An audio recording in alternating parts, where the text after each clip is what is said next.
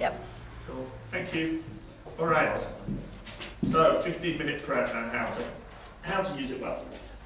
First thing I'll say is that take a big pinch of salt with everything that I'm going to say now, in that the best way to use your 15 minutes is in a way that suits you and your partner.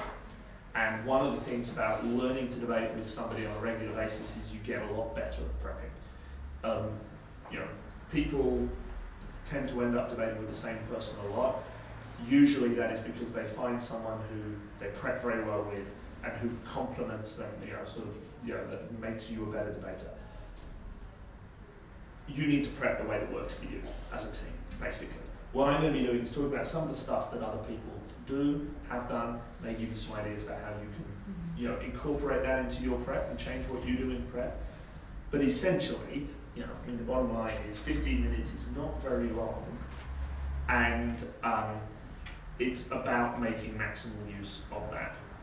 One golden rule is keep your eye on the time. Have a timer running.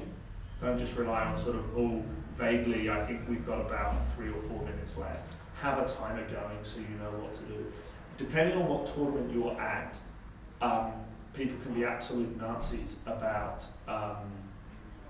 15 minutes. It's like some tournaments, you have to be there, first government speaker is standing up and speaking when the 15 minutes finishes. Others, it's like after about 17 minutes, someone will come and find you and take you to the room. Some tournaments, particularly big tournaments, part of your 15 minutes is walking from wherever the announcement is made to wherever the actual room is. And so all of that needs to be taken into account. So for example, if you're walking, at Worlds, for example, it is very common to spend 7 of your 15 minutes walking from where the announcement is made to where your room is. You need to be good at writing as you walk, and also thinking while you walk, and talking and thinking while you walk especially. So keep an eye on the time, have a timer going so that you know how much time you have left.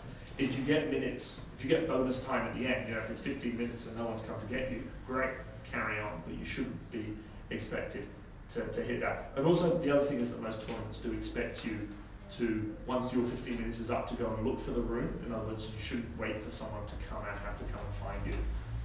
It's just because they don't normally have enough people for that. Stuff that you need to do during the 15 minutes. Hello, Philip. Go on in. You need to go through, wrong room. What's up? There are a few steps that everyone goes through. Basically, broadly speaking, collecting arguments, working them into a case, and then developing your speeches. It's just not a popular thing. People do that in different orders. One of the things that personally I find very useful to do is a silent brainstorm for the first couple of minutes. In other words, each person spends a minute or two writing down just arguments as it comes to them through the topic. That partly then gives you a good basis for discussion. What it really means is 2 things. Firstly, you don't have one person who runs the prep and the other person just goes along with it. Also, you don't get sidetracked immediately into one way of thinking about the topic. What's very common, if you just go straight into let's talk about the topic, is that you go into one mindset and after about 12 minutes you go, oh shit, what if they run this completely differently, or what about this whole other area I haven't thought about? And then that's not enough time to rephrase all your case. Whereas if you have that 1 or 2 minutes of brainstorm at the start, just enough time to jot down some broad ideas, broad principles of where you're going to go, and you then share them, you comment on each other's, and that gives you a nice fertile discussion. And quite often when the other person says something that you haven't thought of, you go, oh yeah, and that would mean this, and that dialogue leads very quickly to the good ideas. When I'm debating, my rule for that is that after the brainstorm, whoever is the first speaker goes first in discussing their ideas. So whoever has to give the first speech. That's because if you're closing half, whoever is first is the only person giving a substantive speech, so they should sort of take the burden. If you're in the opening half, whoever goes first has to stand up and start from scratch your case, and therefore it's a good practice to start from scratch by explaining your ideas to the other person.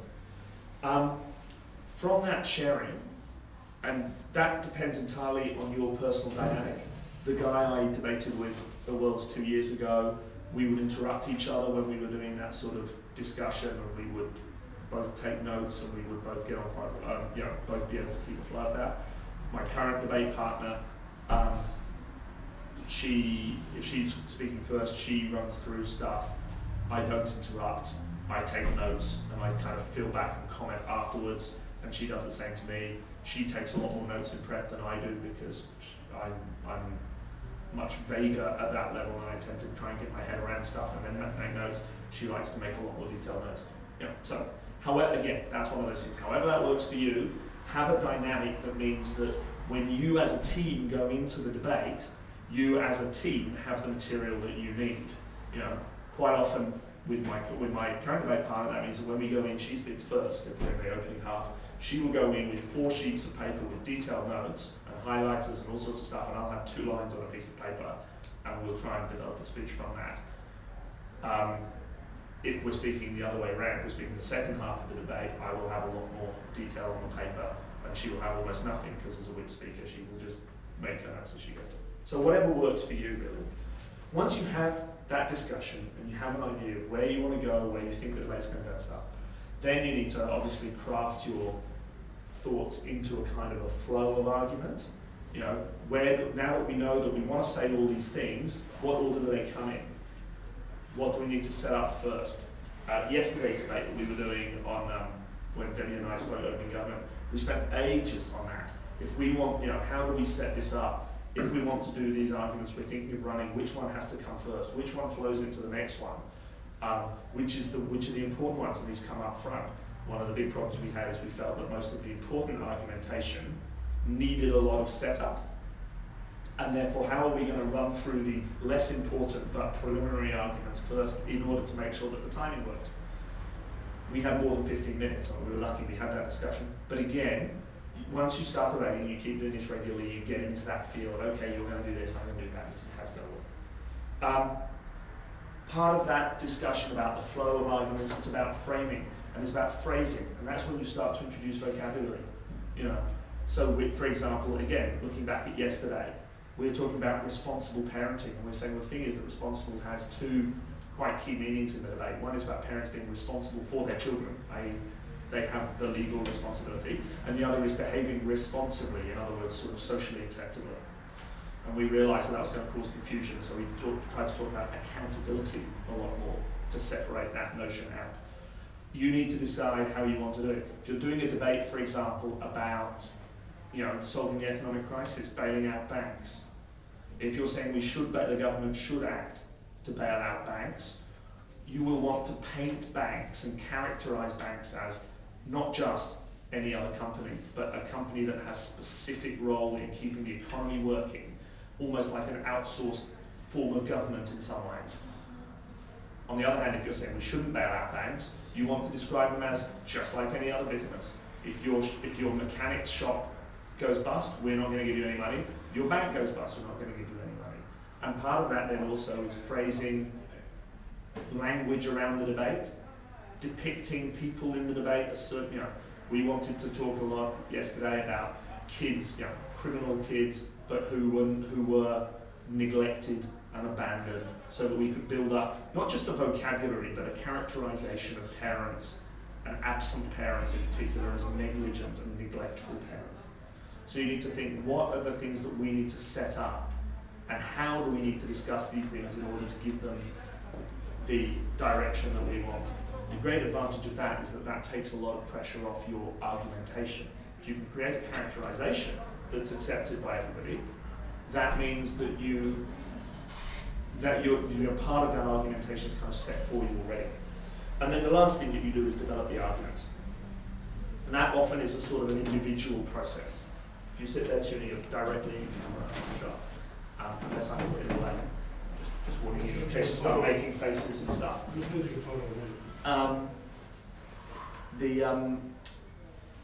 That's coming up with examples. And quite often, that'll be a discussive process. Oh, you've got to mention this. You should talk about this. Or do you remember the guy who did something last year and it was in the papers? Blah blah blah blah. But also that's you yourself. Looking, saying, well, I'm now you're responsible for these 3 arguments, I'm responsible for these 2. We individually, this is when 2 brains are better than 1. 2 brains working independently, you need to start filling out your stuff. Part of that is just to save time. Part of it also is you are the one that now has responsibility for those things. If you don't know how to develop it, or you say, I need an example of this, you need to ask the other person. But in the end, you will always be a much poorer speaker if you get up and are explaining somebody else's point over which you have had no kind of creative input. If you're just reading off someone else's note card, essentially, it's very obvious that you are just a voice for somebody else's stuff. You need to go through the point, you need to be able to understand it and get it, phrase it in a way that suits you, suits your style and that sort of stuff. Quite often you'll find that people adopt types of arguments. If you ever watch me debate, you will see that I always run broad social principles, role of government, broader social impact. You heard me yesterday talking about the long-term impacts on society. That is the kind of argument that I like to run, because my style and my thought processes lend themselves very well to those kinds of generic, principled, long-term analysis. I'm less good at direct, practical, tight argumentation. That's why I don't speak PM, for example. But therefore you get a feel for that. How are we going to split those arguments? As long as there's not an absolute necessity to run them in this order, I'd really like to take that point. I know, and you'll say, for example, I know that one. I know the argumentation. I know the examples. We're doing a debate about peacekeeping operations. So I want to be the one that talks about the Congo, because I know that stuff. And if I get questions on it, I can answer if I get a POI on that, I can answer the POI, even unprepared and stuff, and so on and so forth. So broadly, that's what you're trying to do. So at the end of the 15 minutes, you're going in and you've each got a speech, which obviously you'll then, unless you're open government, you'll sort of tinker with as you go through. Different people split up the timing differently, but it's usually a good idea. And the great thing about this week is you'll debate with your partner over and over again. Start to get a feel for how quickly you move through different things. Sometimes people need more time on brainstorming. You might, as a team, decide that we're going to do a big, heavy, we're always going to have 3 or 4 minutes of brainstorm before we share. Some people say, we need to cut right back on one area because we only need a lot of time for this. And so you will develop that and you will work out something. But that's, again, why you have a timer. So you're like, guys, we've been here for 6 minutes. We really need to be moving on now to this part of the prep, and this part of the prep, and this part of the prep. And this is true, by the way, for any other format as well. World Schools has an hour to prep. Australasians has half an hour to prep. In all of those, you still go through broadly the same system. It's just you build in different waypoints and different timings. You also, but having said that, in Australasians, we have 30 minutes. We tend to get, as a team, the team I was debating with, we tended to get after 15 minutes to roughly where we would get for a BP debate. And then we'd use the next 15 to come and backfill and to really detail the arguments. And that's because Australasians requires a lot more detail of argument. You speak for 8 minutes, there are no interruptions, and that extra kind of 2 or 3 minutes, therefore, you have to fill is a massive burden. It's much harder to fill those last 2 or 3 minutes than the first 5, and therefore you need the extra time to do that. But you should be trying to get the general drift of where you want to go with the debate pretty early. Don't spend 5 minutes of your 15 arguing about how you're going to take the topic forward. If you have a massive disagreement, one of the things you need to do is work out how you're going to solve massive disagreements. Usually somebody is in charge of the timer. In my teams, it's always the same person. Someone's job in prep is timing. It's going, 6 minutes, we need to move on and stuff. You might want to say in prep, if we have a disagreement, someone gets to make the decision. Now that might be you or your partner because you have come to a joint agreement that you are better at making those calls.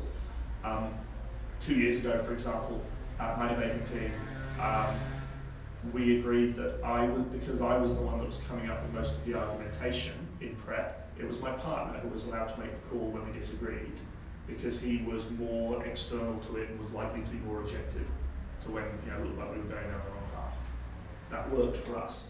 It might not work for you, but have a way of resolving those problems so that you don't, at one crucial moment, have a 10-minute argument about, do we want to support the right, do we want to focus on the rights of parents or the rights of kids? Because after that 10-minute argument, you only have 5 minutes to actually work up a set of speeches on whichever one you choose to do. And it's always better to make if it's that close, it's always better to make a quick choice and prep. Because actually, if you make a quick choice, prep for 5 minutes, and you realise you're going down the wrong way, then you've got 10 minutes to go the other way, but you've got evidence for your choice at that stage. So that's broadly about sort of the mechanisms of prep. The other whole part of it is, well, what stuff do you do to come up with speeches during prep? And this is the other thing to talk about. Questions you need to be asking yourself, basically. And this is particularly true for BP, where almost all of the topics are policy, in other words, that we should do something, action. You'll occasionally get an empirical one, that A is better than B, asking you to do a comparative. Those are a lot rarer in BP. Questions you need to be asking yourself in order to come up with arguments, and this is about, a lot of this is about the brainstorming process. What groups are affected by this policy? Who are we talking about? Let's have a list of groups that are affected. You can always come up with 3 or 4 stakeholders, as we often call them, in debating parliament.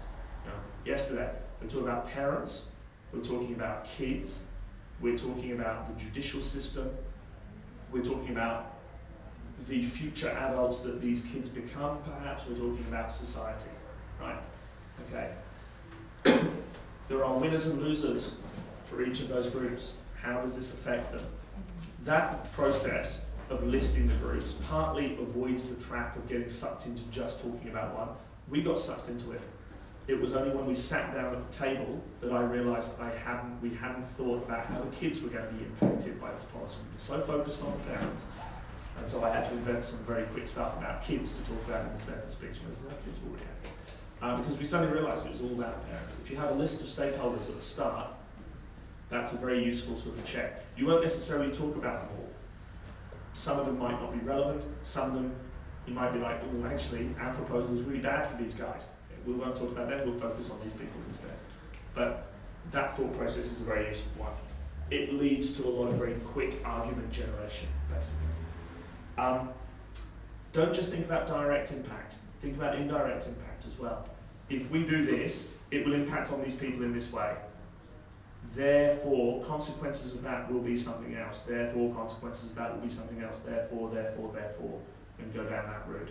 That is a great mine of analysis.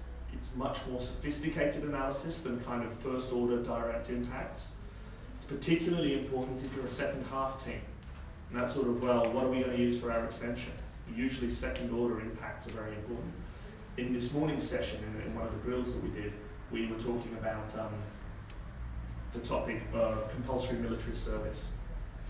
And who's that going to affect? Well, it's going to affect everybody, particularly people from 18 to 25, but then affect them in the future.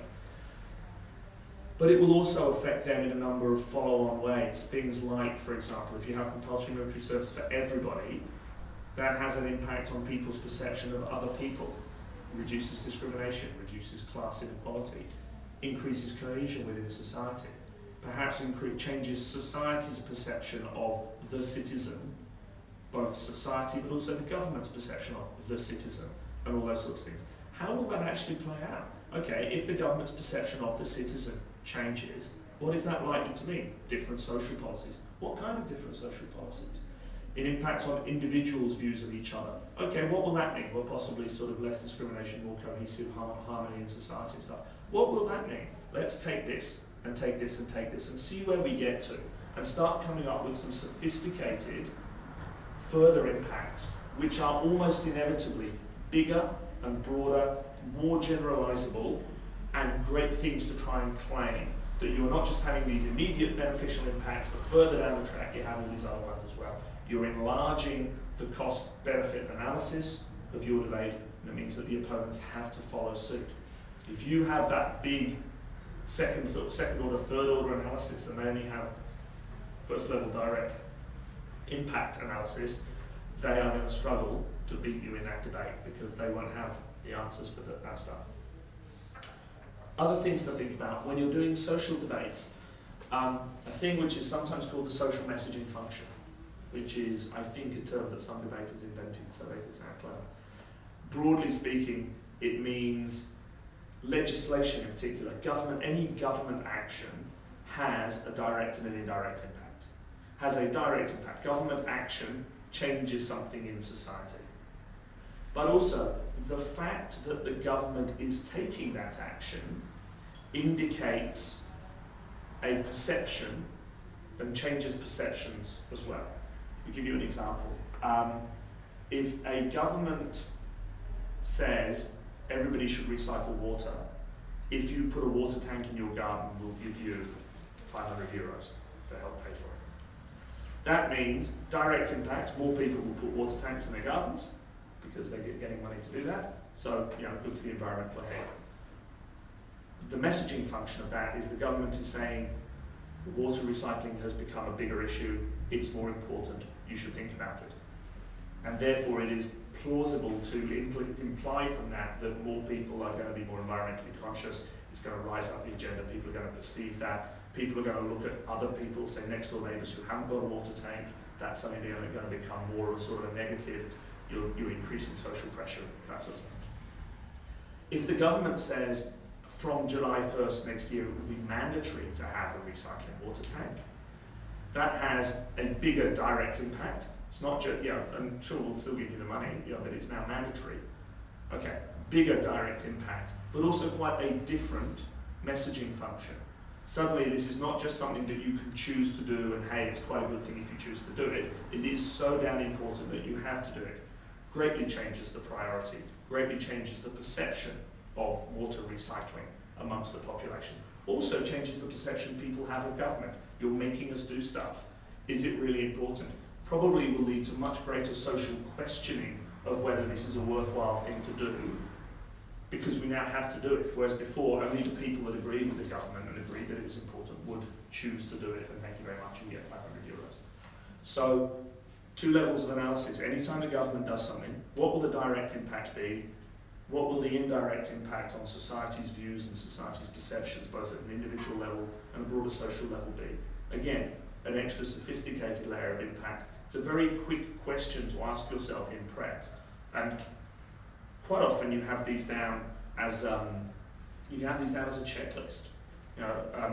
When I train school kids, I used to send them into their prep with a checklist. First question, who are the stakeholders? Give me an impact on each stakeholder. Second question, what's the direct and what's the direct impact, and then the second order, third order impact, like the stuff we're saying about military service. Third question, if it's government action, what's the direct result, what's the indirect messaging function result? Let's, start getting these things down.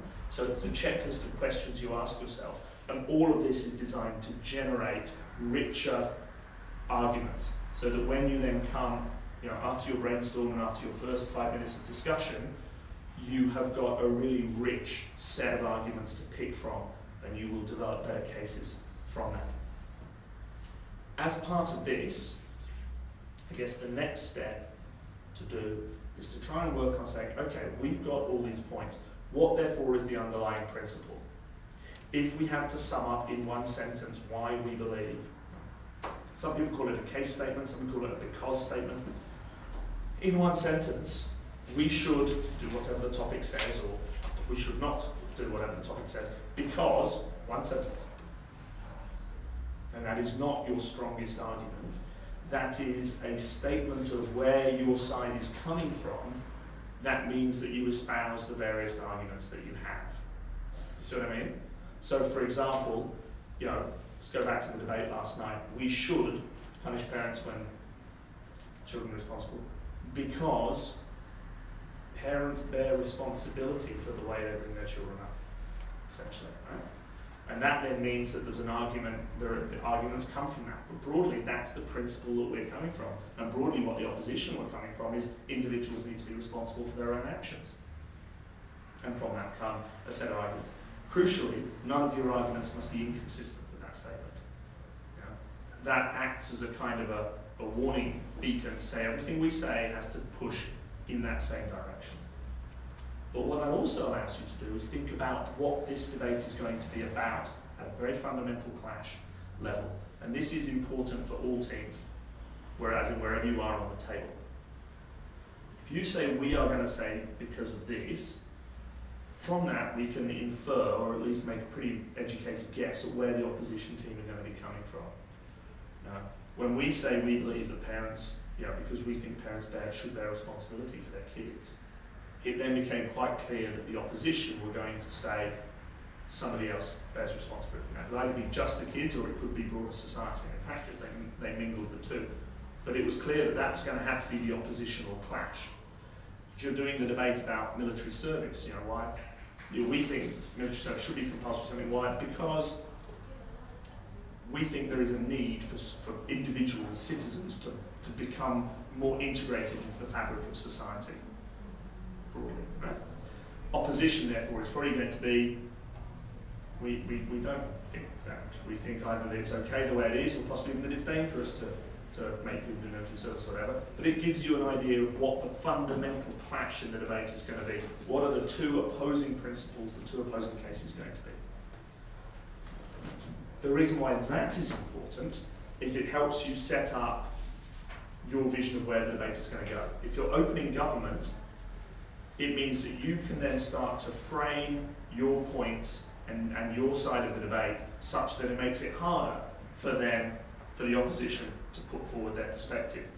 Going back to the one about banks, right? We believe that government should not bail out banks because we believe in free market principles. We believe that, hey, if you make a profit, you make a profit. If you make a loss, you go under. Okay. Therefore, we need to start, if we're opening government, we need to start presenting our case in such a way that says that is kind of the dominant paradigm, and we need to make sure that all of the stuff we say just reinforces it. In other words, makes it much harder for the opposition to construct an alternative characterisation in the debate. If, on the other hand, you're opening opposition, you sit and say, okay, we're going to come forward with this paradigm, therefore, it's likely that the government will be doing this, therefore, we need to prepare some rebuttal, or at least phrase arguments in such a way that they hit those assumptions head on and make them clear.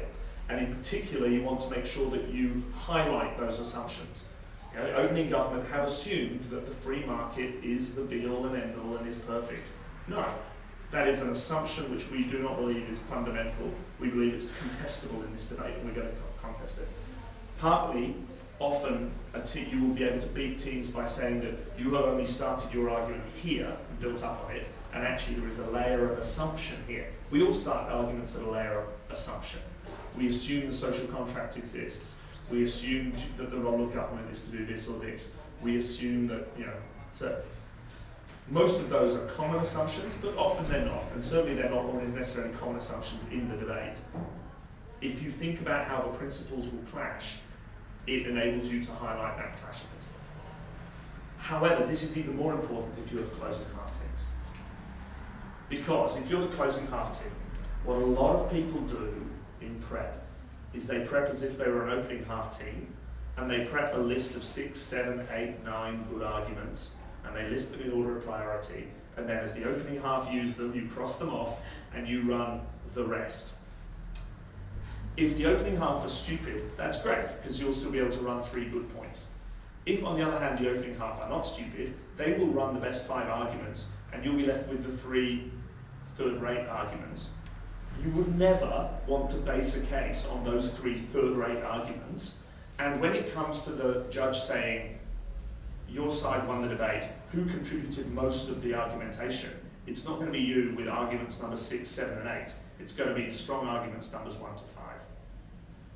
It's important to go through that process, though, don't get me wrong, quickly, and certainly don't forget that if you're the closing half, you've got half an hour after the debate starts before you need to get up and speak. Therefore, you have got time during the debate to flesh out your arguments and develop them and think of examples and write them out neatly and all that sort of stuff. So don't waste time in prep fleshing out those points past the brainstorm. Come up with a brainstorm, you go, okay, these are the points, yeah, this is a strong one, this is a strong one. You have to have those because if the opening half don't mention them, great, those are some extension arguments right there. On the other hand, if you then assume that opening half are going to be quite good, which you should assume as a matter of principle, and if they're not, basically, if you assume they're going to be good and they're crap, makes life a lot easier for you. But if you assume they're going to be crap and they turn out to be very good, you've got nothing left to say. So assume they're going to be good, and you say, okay, what is this clash of principle? Looking at the arguments that we think are probably the major ones, opening half are going to have to focus on those arguments, they're going to have to develop them, they're going to have to make sure that they come out, and they might root them in the principle, but they've only got 14 minutes of speech and they can't do everything. Where is this debate going to go? And the answer is the debates in BP always become more general as they go on. Okay? Debates start off, usually, 80% of the time, start off on some quite practical details, and we then extrapolate more general results from those arguments. Therefore, what you should be doing if you're a second half team is, where is this debate going to go? Where is that clash of principles going to lead to? And what can we therefore say and prep, discuss, what do we want to say to add to that clash of principle? We want to bring in maybe a different way in which that principle manifests itself. We want to look at the second order impacts. Let's say, for example, debate on compulsory military service. Opening half are going to say in favour of compulsory military service, it will provide training for people, it will make them feel like part of a community, it will help them, quite often give them skills that they can use afterwards for jobs, it will improve the safety and defence of the country, it will help with disaster relief, all those sorts of things. They might, if they're good, get on to things like it will increase social cohesion, it will make people feel closer to one another, it will reduce discrimination, stuff like that. That's probably about as far as they're going to get in two speeches. Where does that then lead to? That then leads to this discussion of, okay, how does in this new society world that we're going to have, how does that then manifest itself once people kind of go away from the army and we have this situation in places? What can we then say about the further impacts of that? The reason being that firstly, you can pretty much guarantee that that would be good stuff to talk about. If the opening government don't get that far, you can finish what they should have done as well as go into that, and then you have masses of material. It also means that you as a team, when your whip speaker speaks, can say, we won my proposition side won this debate. Here are the massive benefits that it brings, which are the benefits, funnily enough, that my partner spoke about. What the opening half did was they presented a whole bunch of almost like spin-off benefits. And you can almost characterise them as these are the things that come on the way to where we have taken this debate. And what that does is it, without neglecting them, it essentially characterises the opening half as they set the ground for our brilliance. And we were the ones that really finished the analysis. You know, they started it off, but we finished it, and without our completion of that analysis, it wouldn't have gone anywhere. So if you are the second half, that process of what are the principles gives you material to build an extension which is not just a few bits of argument, but has a real coherence to it and a principle to it, and is an extension of the debate into new areas of analysis. Occasionally, that doesn't work. If the first government are really, really good, or the first opposition really, really good, they kind of finish stuff. Then other things to do is sometimes they go very, very vague and very, very general right from the start. Then it's pretty good for you to say, okay, let's have a case study. Let's go from very vague principles to let's look at how this works in practice. And again, what we are doing there is showing you how all of their vague, quite fluffy, but good analysis actually works in practice.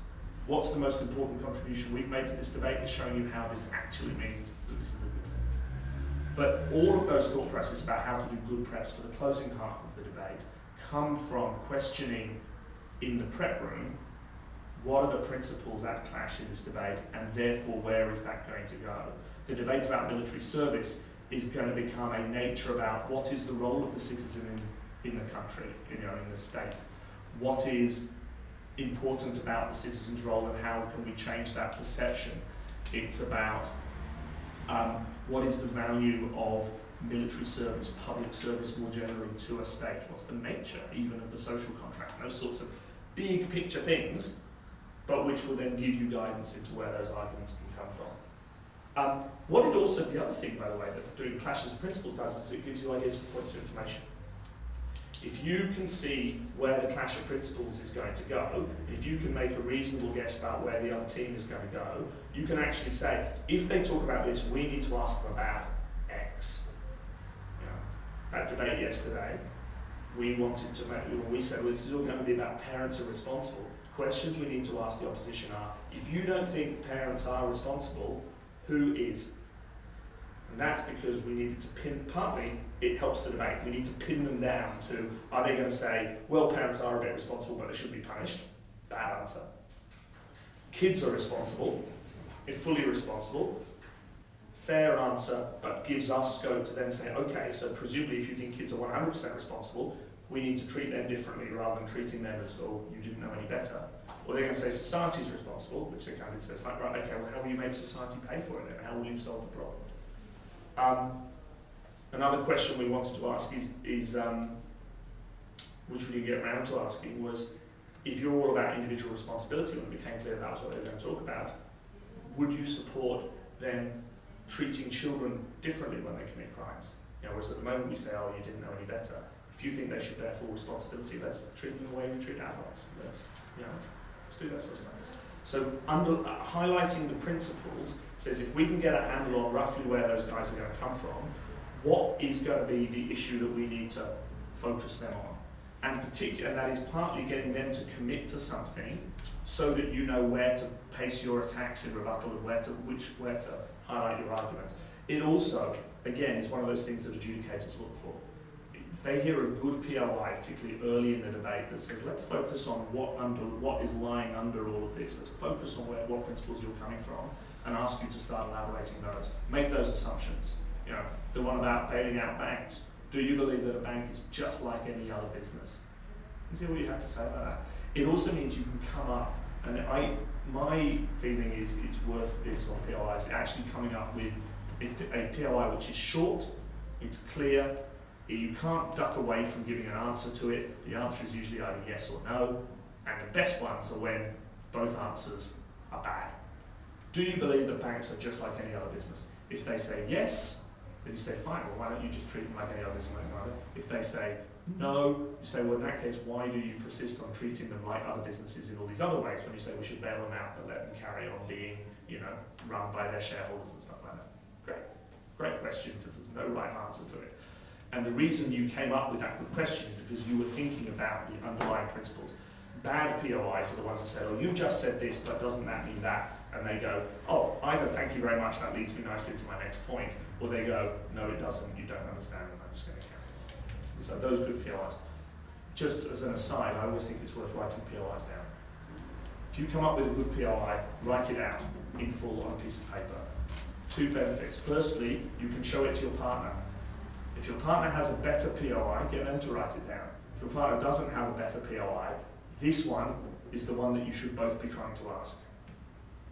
If you have a good POI that is strategically worthwhile, it needs to be asked. It doesn't matter whether you get asked or your partner gets asked, somebody needs to ask that question. So have it written down so you can both ask it.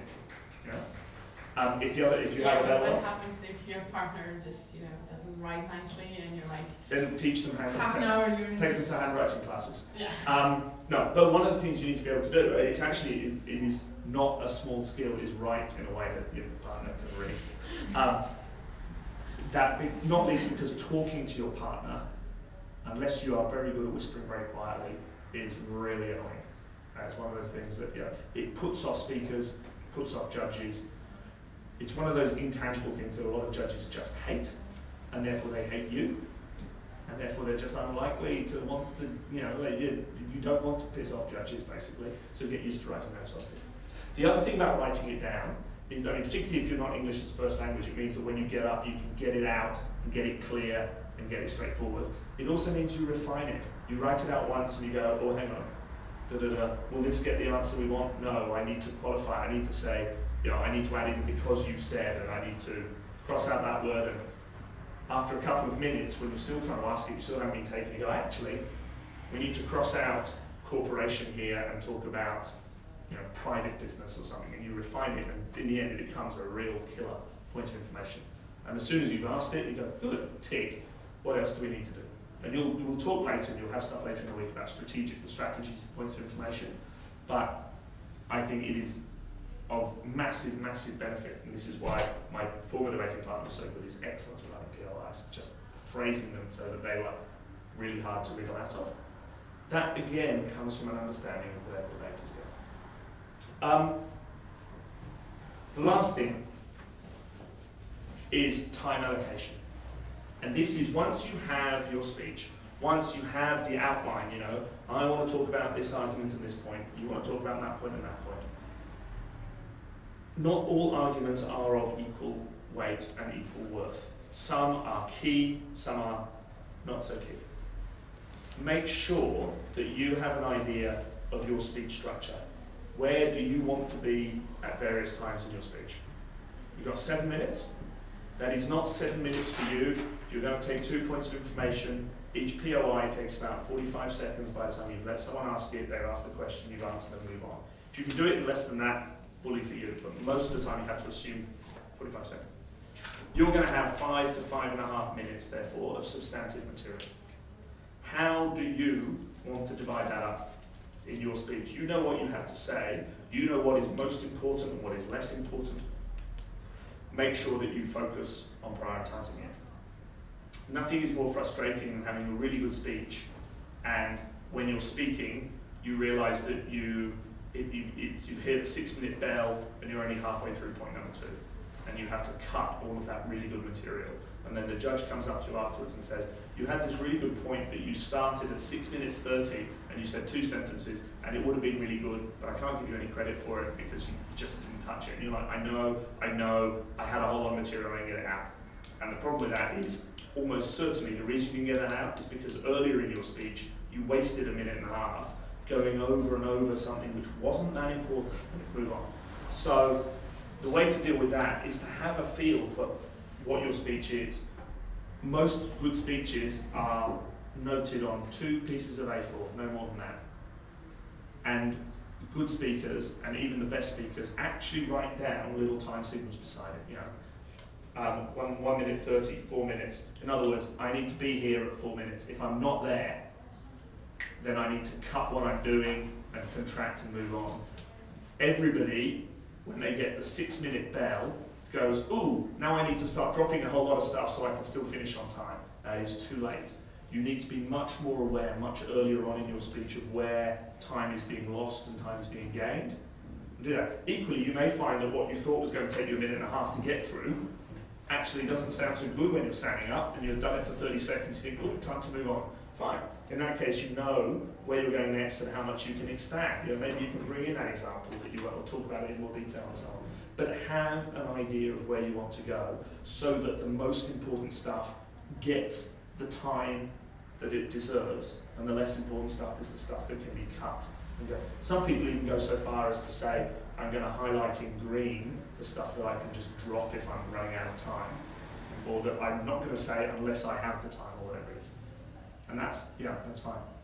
And again, those are all habits you get into really quickly in prep. They don't take that, timing through a speech when you're in the prep room is really easy because you've just been discussing these things for 15 minutes. You know which are the most important stuff, so okay. So set that in stone. Leave yourself a bit of wiggle room. You're going to have to include some rebuttal. The debate might not go in the direction you want it to. Fine. But if you come in with an idea of, in a perfect world, this is the speech I want to give, it makes it much, much easier to adapt it when things go wrong around you. So, coming back to where I started, you come in, you do it, you get the topic, you start thinking, you start writing down ideas, and that's all sorts of stuff. That's keywords, it's examples, it's arguments, it's anything you think that throwing together at this stage without really much of a filter stuff we need to say. Think about it for a minute or 2, check that your partner has done scribbling their ideas down, write that stuff down, don't just do it all in your head, because as soon as your partner then starts talking about point A, you forget you're like, oh, I had this really good thing to say, no, and that's gone. Write it down so you can refer back to it. Worst case scenario, you have 1 line of paper that is now worthless. Fine, cross it out.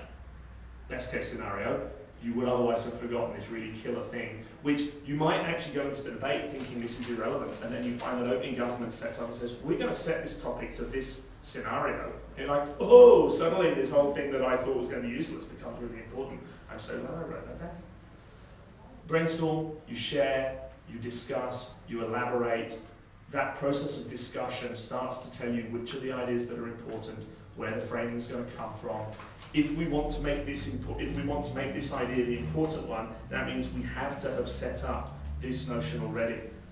We realised again in yesterday's debate, we realised it a bit late, that if we wanted to be talking about all of this stuff about what the impact of our changes would be, we needed to previously set up the problem in society today, so that then when we get to the solution, its impact is there for everyone to see.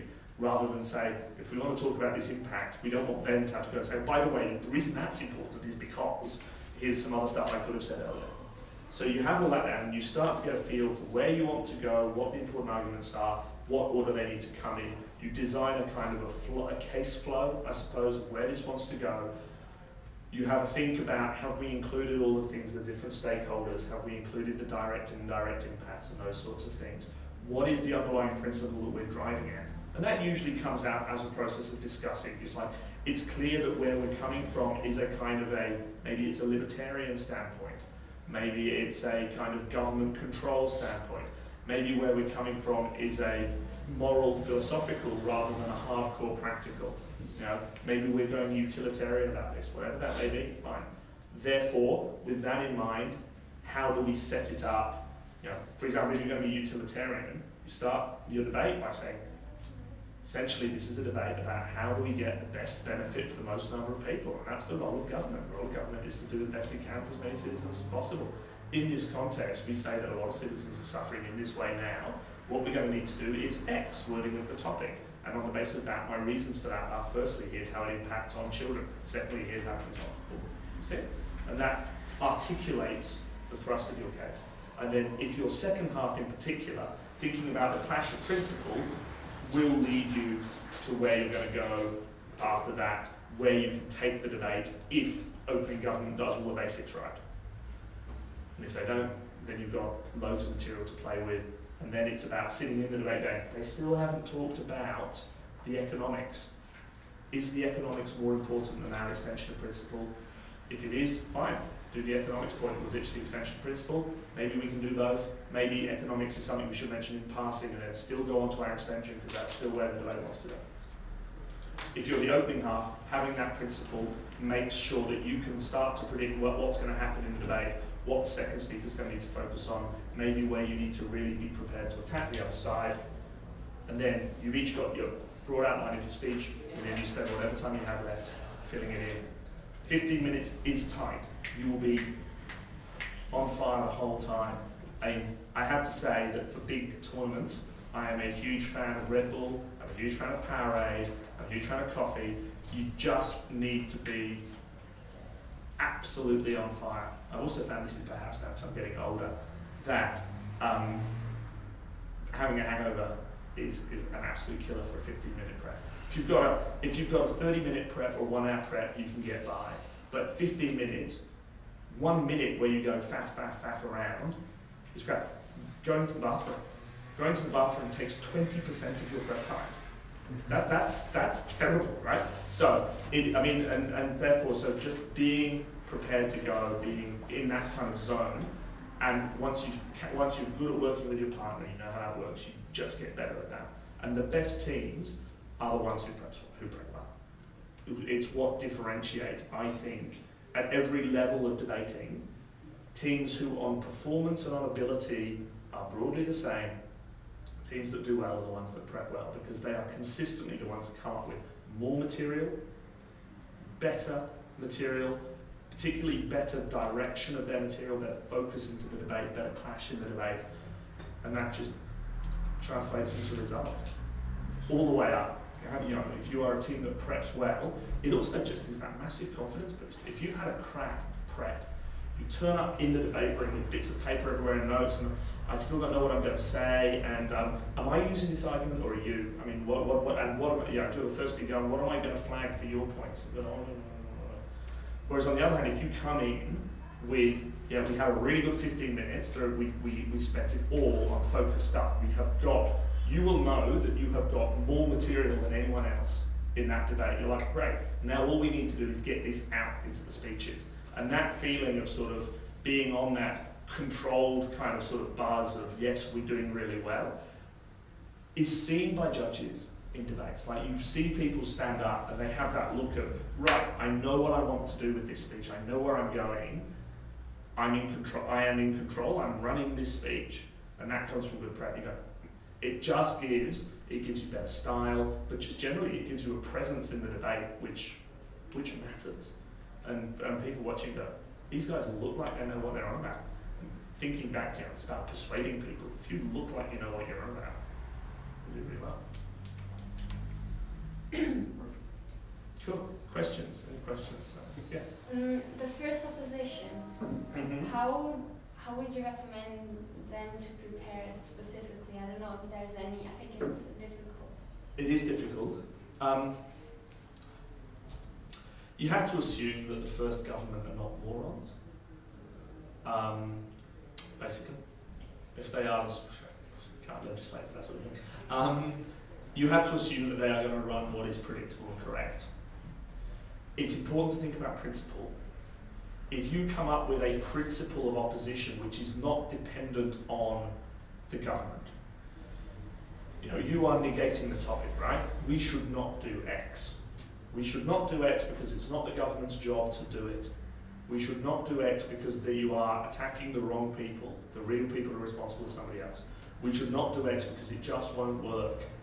We should not do X because even if you solve the first problem, you create here all the other problems, whatever.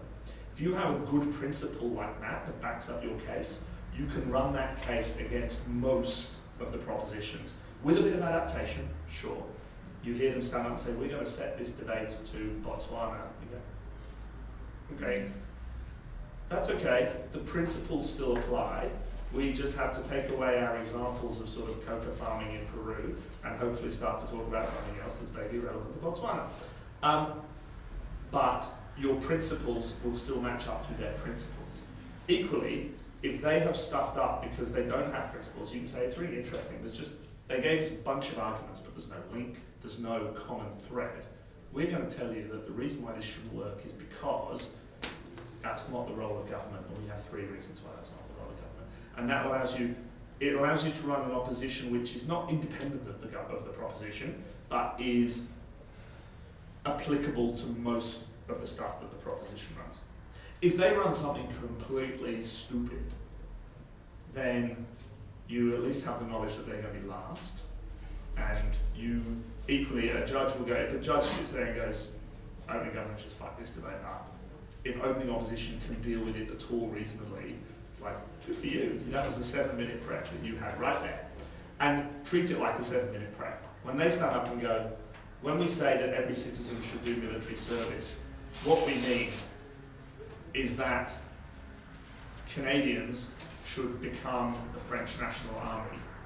You go, what? You go, okay, right, 7-minute prep starting now, how are we going to do it? How would we negate the topic that Canadians should be the French National Army? And you just go, in extreme cases like that, you go, you people are stupid, we're going to debate what the topic should be.